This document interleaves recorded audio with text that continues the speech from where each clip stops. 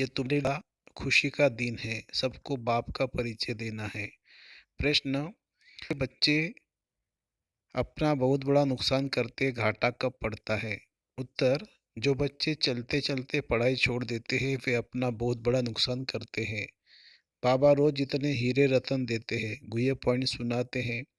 अगर कोई रेगुलर नहीं पढ़ते हैं तो घाटा पड़ जाता है, नापास हो जाते हैं, स्वर्ग की ऊंची बादशाही गवा देते, पद भ्रष्ट हो जाता है।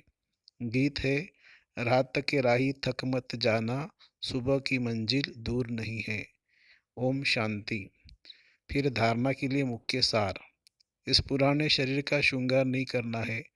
वनवा में रह गए वनवा में रह नए घर में चलने की तैयारी करनी है। दूसरी पॉइंट है, ज्ञान स्नान रोज करना है, कभी भी पढ़ाई मिस नहीं करनी है।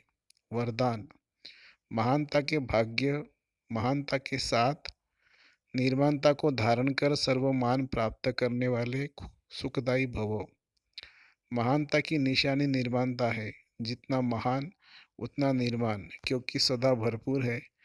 जैसे वृक्ष जितना भरपूर होगा उतना झुका हुआ होगा, तो निर्माणता ही सेवा करती है।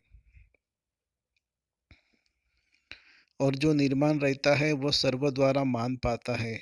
जो अभिमान में रहता है उसको कोई मान नहीं देता है, उससे दूर भागते हैं। जो निर्माण है वे सुखदायी होंगे, उनसे सभी सुख की अनुभूति करेंगे, सभी उनके समीप आना चाहेंगे। स्लोगन है, उदासी को तलाक देने के लिए खुशियों का खजाना सदा साथ रखो। उदासी को तलाक देने के लिए खुशियों का खजाना सदा साथ रखो। फिर मातेश्वरी जी के महावाक्य गीत है। पहले गीत बजा, नयनहीन को राह दिखाओ प्रभु, पग पग ठोकर खाओ। अब ये जो मनुष्य गीत गाते हैं, नयनहीन को राह बताओ, तो गोया राह दिखाने वाला एक ही परमात्मा ठहरा। तभी तो परमात्मा को बुलाते हैं, और जिस समय कहते हैं हे प्रभु राह बताओ, तो जरूर मनुष्य को राह दिखाने के लिए खुद परमात्मा को निराकार रूप से साकार रूप में अवश्य आना पड़ेगा। तभी तो स्थूल में राह बताएगा ना, आने बिगर राह तो बता नहीं सकेंगे। अब मनुष्य जो मुंझे हुए हैं, उन मुंझे हुए को राह चाहिए, इसलिए परमात्मा को कहते नयनहीन को राह बताओ प्रभु। इसको फिर खिवैया भी कहा जाता है, जो उस पार अथवा इन पांच तत्वों की जो बनी हुई सृष्टि है उससे पार कर, उस पार अर्थात पांच तत्वों से पार जो छठवा तत्व अखंड ज्योति महतत्व है उसमें ले चलेगा। तो परमात्मा भी जब उस पार से इस पार आवे तभी तो ले चलेगा। तो परमात्मा को भी अपने धाम से आना पड़ता है, तभी तो परमात्मा को खिवैया कहते हैं। वही हम बोट को माने आत्मा रूपी नाव को पार ले चलता है। अब जो परमात्मा के साथ योग रखता है उनको साथ लेके जाएगा, बाकी जो बच जाएंगे वे धर्मराज की सजाएं खाकर बाद में मुक्त होंगे। दूसरी पॉइंट है, कांटों की दुनिया से ले चलो फूलों की छाव में। अब ये बुलावा सिर्फ परमात्मा के लिए कर रहे हैं। जब मनुष्य अति दुखी होते हैं तो परमात्मा को याद करते हैं। परमात्मा एक कांटों की दुनिया से ले चल फूलों की छाव में, इससे सिद्ध है कि जरूर कोई भी दुनिया है, इससे जरूर वो भी कोई दुनिया है। अब यह तो सभी मनुष्य जानते हैं कि अब का जो संसार है वो कांटों से भरा हुआ है, जिस कारण मनुष्य दुख और अशांति को प्राप्त कर रहे हैं।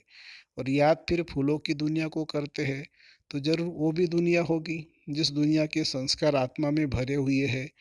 अब ये तो हम जानते हैं कि दुख अशांति यह सब कर्म बंधन का हिसाब किताब है। राजा से लेकर रंक तक हर मनुष्य मात्र इस हिसाब में पूरे जकड़े हुए हैं। इसलिए परमात्मा तो खुद कहता है, अब का संसार कलयुग है, तो वो सारा कर्म बंधन का बना हुआ है। और आगे का संसार सतयुग था, जो उसको फूलों की दुनिया कहते थे। अब वो है कर्म बंधन से रहित जीवन मुक्त देवी देवताओं का राज्य जो अब नहीं है।